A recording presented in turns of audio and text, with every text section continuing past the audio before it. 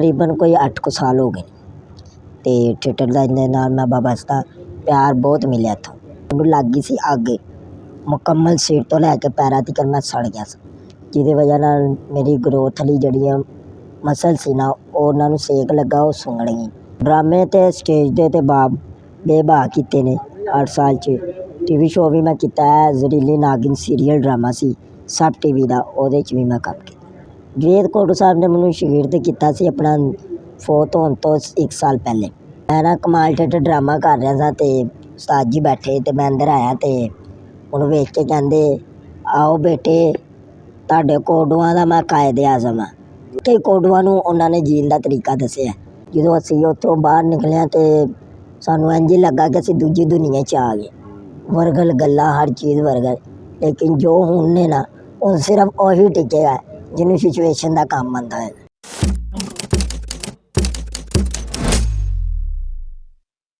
अस्सलामुअलैकुम शान कोटू साहब, कैसे हैं? ठीक ठाक हैं जी वालेकुम सलाम बिलाल भाई, मैं ठीक ठाक, तुसी सुनाओ मेरी जान। शुक्र अल्लाह का, मैं भी ठीक ठाक।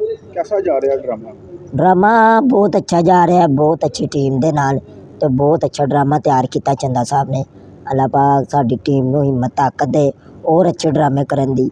बहुत मज़ा आ रहा ड्रामे का। कितने साल तो बस्ता हो थिएटर लाइन दे नाल?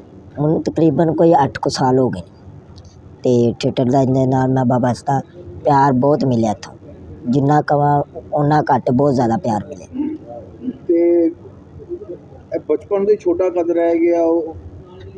नहीं बचपन तो नहीं, बेसिकली मेरी हाइट सी ज़रा नॉर्मल, अल्लाह वालों ही होना हुंदा जो हादसा हुंदा। मैनूं लग गई सी अग, मुकम्मल सिर तो लैके पैरां तक मैं सड़ गया सी, जिहदी वजह नाल मेरी ग्रोथ लई जिहड़ियां मसल सी ना उन्हां नूं सेक लगा, वो सुंगड़ गई।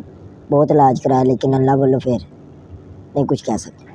किहड़े शहर दे नाल तल्लक रखदे हो, कित्थों दे हो? मैं शुरू तो ही लाहौर दा। लाहौर दे कोई ड्रामे कीते ने, फिल्मां कीतियां ने, कोई TV शो कीते ने? ड्रामे ते स्टेज दे ते बेबाह कीते ने 8 साल 'ਚ।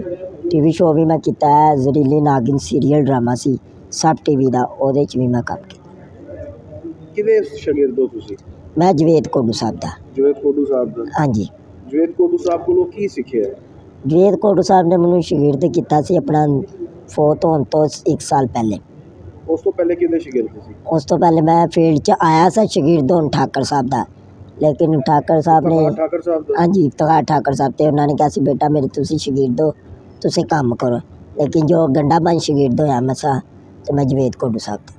ਜਵੇਦ ਕੋਟੂ ਸਾਹਿਬ ਦੀ ਕੁਝ ਗੱਲਾਂ ਦੱਸੋ, ਉਹਨਾਂ ਨਾਲ ਤੁਸੀਂ ਕੰਮ ਕੀਤਾ ਹੈ, ਕੋਈ ਵਾਕਿਆ ਦੱਸੋ ਉਹਨਾਂ ਦਾ।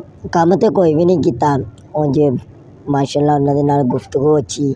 ਮੈਂ ਨਾ ਕਮਾਲ ਥੀਏਟਰ ਡਰਾਮਾ ਕਰ ਰਿਹਾ ਸਾਂ ਅਤੇ ਉਸਤਾਦ ਜੀ ਬੈਠੇ ਅਤੇ ਮੈਂ ਅੰਦਰ ਆਇਆ ਅਤੇ ਉਹਨੂੰ ਵੇਖ ਕੇ ਕਹਿੰਦੇ, ਆਓ ਬੇਟੇ ਤੁਹਾਡੇ ਕੋਡੂਆਂ ਦਾ ਮੈਂ ਕਾਇਦੇ ਆਜ਼ਮ ਹਾਂ।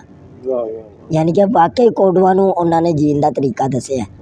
ਕੋਡੂਆਂ ਨੂੰ ਉਹਨਾਂ ਨੇ ਦੱਸਿਆ ਕੋਡੂ ਵੀ ਕੁਛ ਕਰ ਸਕਦੇ। ਕਿੰਨੇ ਡਰਾਮੇ ਕੀਤੇ ਜੀ ਉਹਨਾਂ ਦੇ ਨਾਲ? ਉਹਨਾਂ ਦੇ ਨਾਲ ਤੁਹਾਨੂੰ ਦੱਸਿਆ ਡਰਾਮਾ ਕੋਈ ਨਹੀਂ, ਕੋਈ ਨਹੀਂ ਲੇਕਿਨ ਕੀਤਾ। ਮੁਲਾਕਾਤ ਉਹਨਾਂ ਦੇ ਨਾਲ 1-2 ਮੁਲਾਕਾਤਾਂ ਨੇ। ਜਦੋਂ ਮੈਨੂੰ ਸ਼ਾਗਿਰਦ ਕੀਤਾ ਸੀ ਉਦੋਂ ਸੰਗਮ ਥੀਏਟਰ ਸੀ, ਲੇਕਿਨ ਉਹਨਾਂ ਨੇ ਜਦੋਂ ਮੈਨੂੰ ਸ਼ਾਗਿਰਦ ਕੀਤਾ ਮਿਠਾਈ ਵਗੈਰਾ ਖਵਾਈ, ਦੁਆ ਕੀਤੀ, ਅਤੇ ਉਹਨਾਂ ਨੇ ਸਿਰਫ ਕੋਈ 2 ਚੰਦ ਗੱਲਾਂ ਕਹੀਆਂ, ਬੇਟਾ ਝੂਠ ਨਹੀਂ ਬੋਲਣਾ, ਨਮਾਜ਼ ਪੜ੍ਹਨੀ ਹੈ ਅਤੇ ਗੰਦੀ ਗੱਲ ਨਹੀਂ ਕਰ, ਅਤੇ ਕਿਸੇ ਦਾ ਦਿਲ ਨਹੀਂ ਦੁਖਾਉਣਾ। Very good. ਉਹਨਾਂ ਦੇ ਬੇਟੇ ਨੇ ਸੁਲਮਾਨ ਕੋਟੂ, ਕਦੀ ਉਹਨਾਂ ਨਾਲ ਰਾਬਤਾ ਕੀਤਾ ਜਾਂ ਉਹਨਾਂ ਨੇ ਕਦੀ ਕੀਤਾ ਤੁਹਾਡੇ ਨਾਲ? ਜੀ ਉਹ ਮੇਰੇ ਵੱਡੇ ਭਾਈ ਨੇ, ਮੇਰੇ ਭਰਾ ਨੇ, ਮੇਰੇ ਉਸਤਾਦਾਂ ਦੀ ਜਗ੍ਹਾ ਨੇ ਅਤੇ ਬਹੁਤ ਨਾਈਸ ਬੰਦੇ ਨੇ। ਉਹਨਾਂ ਨੇ ਕਈ ਜਗ੍ਹਾ 'ਤੇ ਜਿਹੜਾ ਸੀਰੀਅਲ ਮੈਂ ਤੁਹਾਨੂੰ ਦੱਸਿਆ ਨਾ ਜ਼ਹਿਰੀਲੀ ਨਾਗਿਨ, ਇਹ ਮੈਨੂੰ ਉਹਨਾਂ ਨੇ ਹੀ ਦਵਾਇਆ ਸੀ। ਸਹੀ। ਕਈ ਜਗ੍ਹਾ 'ਤੇ ਉਹਨਾਂ ਨੇ ਮੈਨੂੰ ਕਿਹਾ ਬੇਟਾ ਤੂੰ ਚਲਾ ਜਾ, ਕੋਈ ਗੱਲ, ਉਹਨਾਂ ਨੇ ਮੈਨੂੰ ਭੇਜੇ। 8 ਸਾਲ ਪਹਿਲੇ ਦੇ ਡਰਾਮੇ ਔਰ 8 ਸਾਲ ਬਾਅਦ ਹੁਣ ਦੇ ਡਰਾਮਿਆਂ 'ਚ ਕਿੰਨਾ ਫਰਕ ਦੇਖਦੇ ਪਏ? ਬਹੁਤ ਜ਼ਿਆਦਾ। ਯਾਨੀ ਕਿ ਜਿਸ ਟਾਈਮ ਮੈਂ ਆਇਆ ਸੀ ਨਾ, ਮੇਰਾ ਸਟਾਰਟ ਸੀ ਅਲਫਲਾ ਤੋਂ। ਠੀਕ ਹੈ। ਨਾਸਰ ਚਨੇਟੀ ਸਾਹਿਬ, ਇਫਤਖਾਰ ਠਾਕਰ ਸਾਹਿਬ, ਆਪਣਾ ਜ਼ਫਰੀ ਖਾਨ ਸਾਹਿਬ, ਅੱਲਾ ਜੰਦਾ ਘਰ ਕਰੇ, ਟੈਡੀ ਸਾਹਿਬ, ਇਹਨਾਂ ਸਾਰਿਆਂ ਨਾਲ ਮੈਂ ਕੰਮ ਕੀਤਾ ਅਤੇ ਉਹ ਡਰਾਮੇ ਹੋਰ ਸਨ।